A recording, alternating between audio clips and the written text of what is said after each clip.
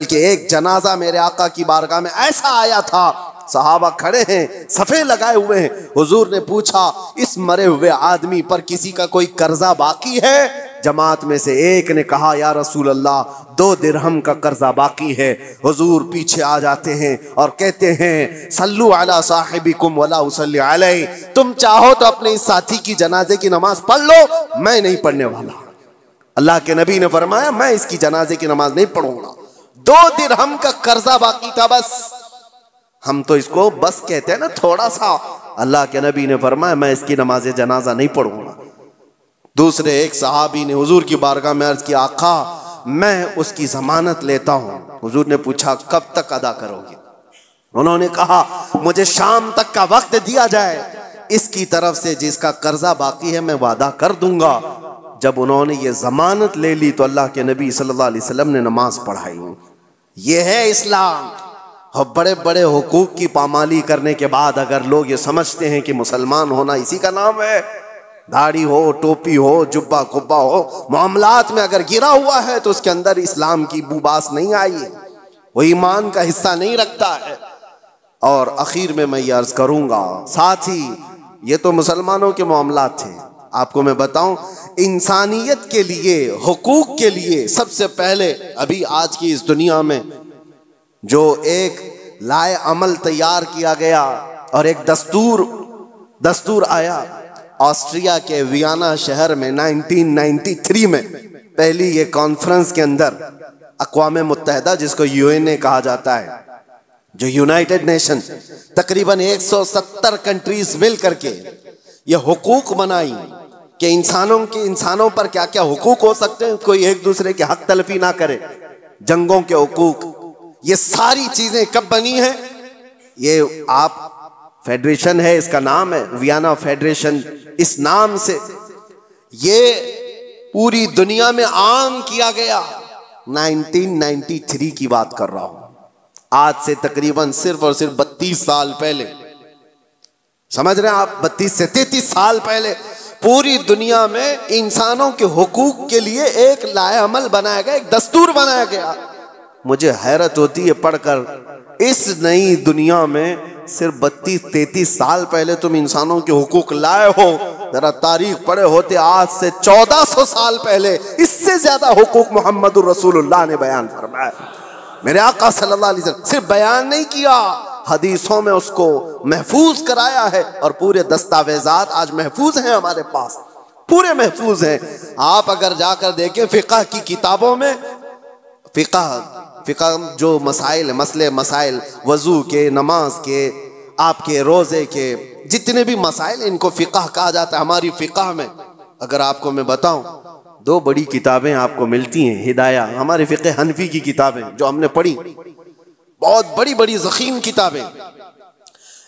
एक किताब के अंदर वजू से लेकर के नमाज, रोजा, हज, ज़कात, सारे मसाइल आ गए। और दूसरी एक पूरी जिल्द है जिसमें सिर्फ और सिर्फ खरीदो फरोख्त के मसले हैं, सिर्फ और सिर्फ मामलात, सब जो मैंने अभी बयान किया आपको मैं बता रहा हूं इसीलिए कि इतने महफूज दस्तावेजात हक हुकूक के लिए किसी के यहां नहीं है।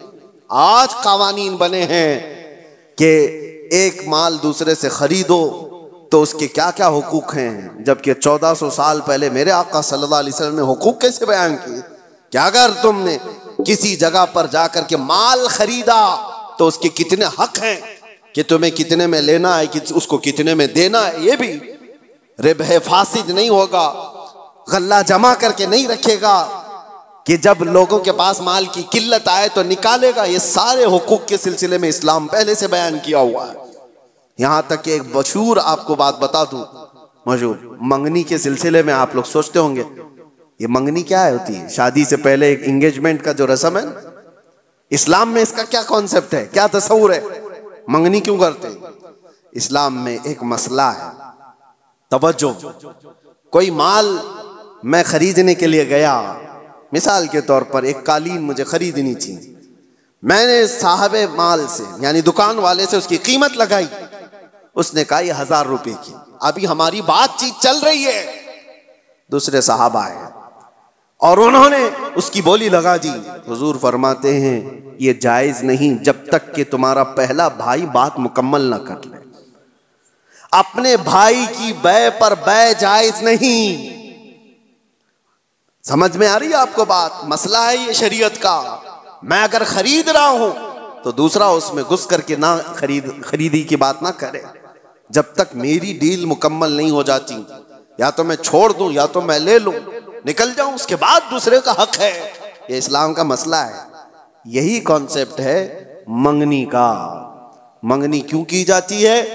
किसी लड़की को आपने देखा, पैगामे निकाह भेज दिया और लड़की ने कबूल कर लिया, शादी अभी नहीं हुई और ये ऐलान किया जा रहा है, अल्लाह के नबी सल्लल्लाहु अलैहि वसल्लम ने फरमाया तुम्हारे भाई ने किसी लड़की को निकाह का पैगाम भेज दिया है तो अपने भाई के पैगाम पर फिर कोई दूसरा आदमी पैगाम भेज नहीं सकता।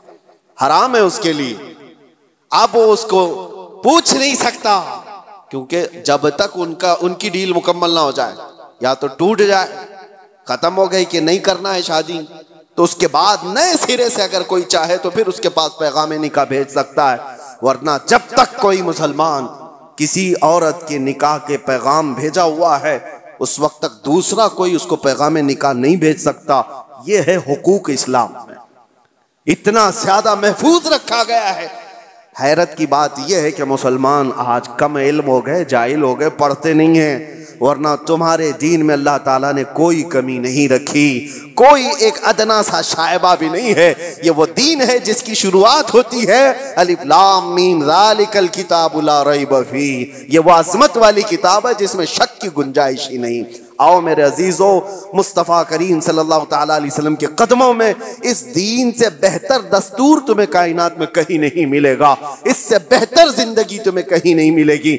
जानवरों वाली जिंदगी यहाँ नहीं है जो इंसान को आज फैशन के नाम पर उठा करके बाजार की जीनत बनाया गया है, बल्कि यहाँ मैं सच बताऊं लोगों ने मेटल तो बनाकर तरक्की की होगी, एरोप्लेन तक बनाया होगा, कंप्यूटर बनाया होगा, मोबाइल बनाया होगा, लेकिन मदीने के ताजदार ने इंसान बनाए हैं।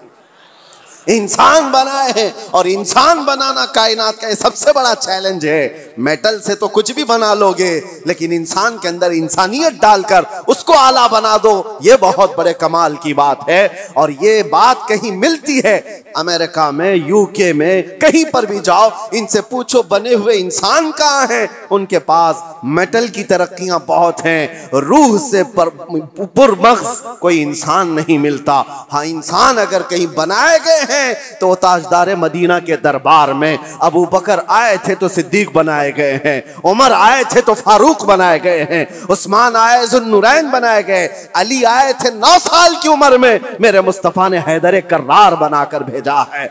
इंसान बनाए गए हैं, अपने आप को भी इंसान बनाओ। तो आओ मेरे मुस्तफ़ा करीम के कदमों में उठो, कुव्वत इश्क से हर पस्त को बाला कर दो, दहर में नाम मोहम्मद से उजाला कर दो। व आखिर दावाना अनिल हम्दुलिल्लाहि रब्बिल आलमीन।